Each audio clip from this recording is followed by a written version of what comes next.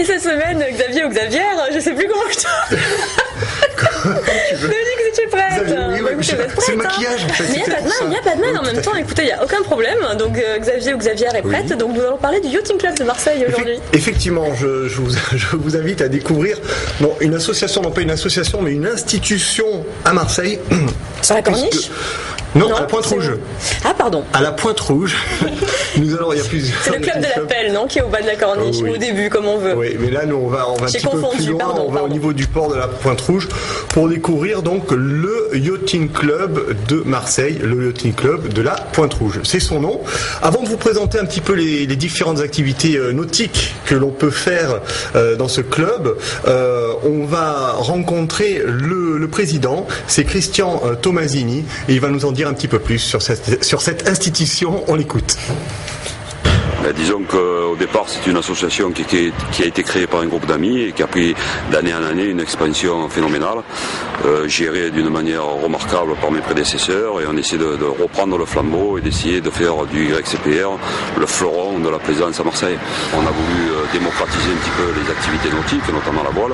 On reçoit beaucoup de gens de l'extérieur pour les initier à la voile, et c'est sûr que la voile n'est plus réservée à une certaine catégorie de personnes, mais à l'ensemble de la population.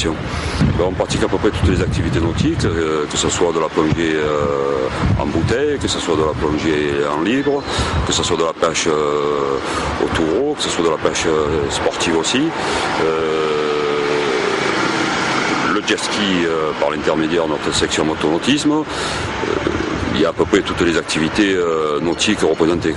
Bon, moi j'invite bien sûr tous les Marseillais et les Marseillaises à venir s'essayer à ces activités. Je crois que c'est des sports qui sont lucratifs pour tout le monde. Ça personnalise, si vous voulez, ça responsabilise les enfants.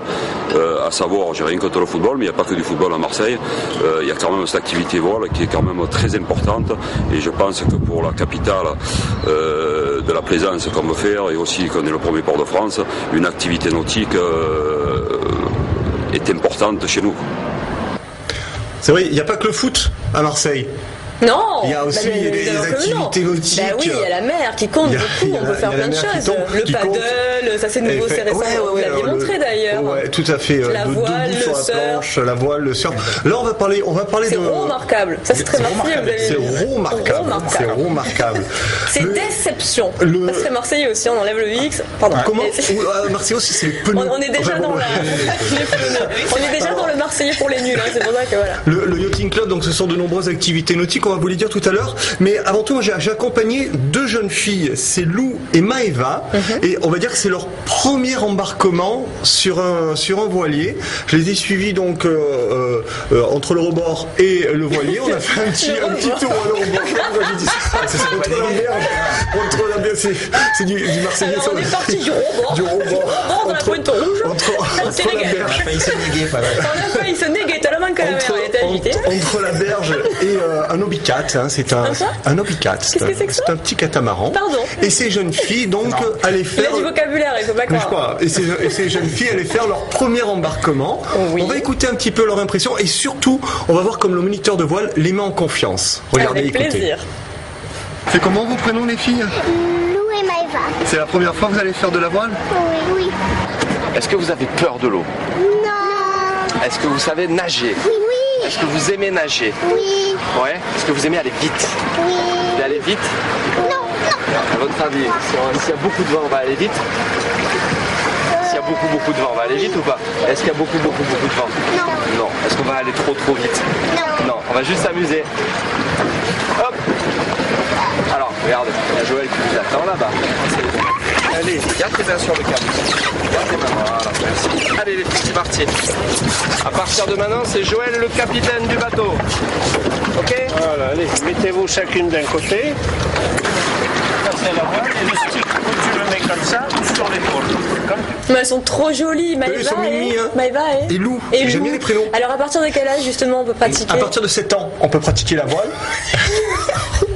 Non, tu rigoles. C'était on peut pratiquer. Non, mais c'est la voile. Oui, tout à fait, bien sûr. Forcément, sinon c'est plus tard. Mais elles sont trop belles, j'adore. Ouais. Et alors, elles avaient... Oui. Non, d'accord. Tu l'épine depuis tout à l'heure, c'est combien il y a de petits bateaux?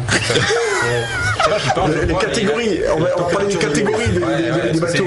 Alors les enfants généralement ils commencent par l'optimiste, c'est un petit bateau, ensuite ils vont partir, ça c'est l'Obicat, c'est un petit catamaran comme on l'a vu. On peut faire de la planche à voile ou du laser également sur les bateaux. Quoi du laser? C'est bien ce qu'on comprend rien. Non, sérieux, ça serait bien. Le laser, c'est le bateau. Faudrait faire le notice pour les micros. Oui.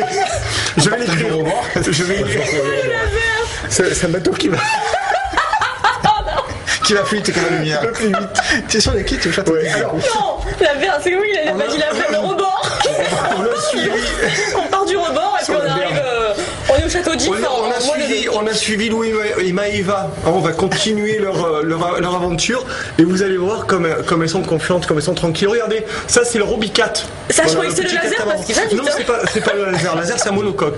Donc là, c'est l'Obicat. Je suis avec un des moniteurs donc, sur le Zodiac et on voit les enfants qui partent faire leur première initiation à la voile. Ça, c'est des images qui ont été tournées mardi. Ils sont revenus depuis. Oui, ils sont revenus, je crois. Alors, il y a d'autres activités. On parle de la voile. Le Yachting Club, c'est aussi de la planche à voile. Voilà, donc là, on a vu un petit qui faisait aussi sa première initiation à la planche à voile. Et il se débrouille pas mal quand même. Hein. Ah bah oui, carrément. Il se débrouille pas mal. Je suis pas sûr de pouvoir en faire autant. L'école de l'autisme, c'est aussi la plongée. Pour ceux qui aiment la plongée, là, c'était une initiation en piscine. Ah oui, il y a des poissons.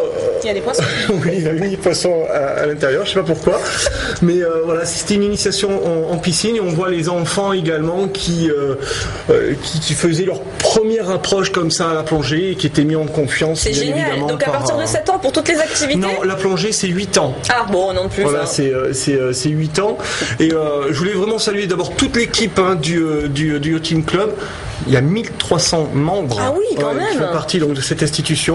Et au niveau des activités nautiques, on l'a vu, une école de voile. Il y a quand même Franck Camas qui est issu de cette école de voile. La plongée, la planche à voile et puis la bonne ambiance. Non mais c'est super, merci. Et puis c'est vachement bien pour les petits. Ça me va très bien, Xavier. Vous nous avez fait rire aussi avec votre vocabulaire marin. Parfait. C'était génial et marrant. Exactement.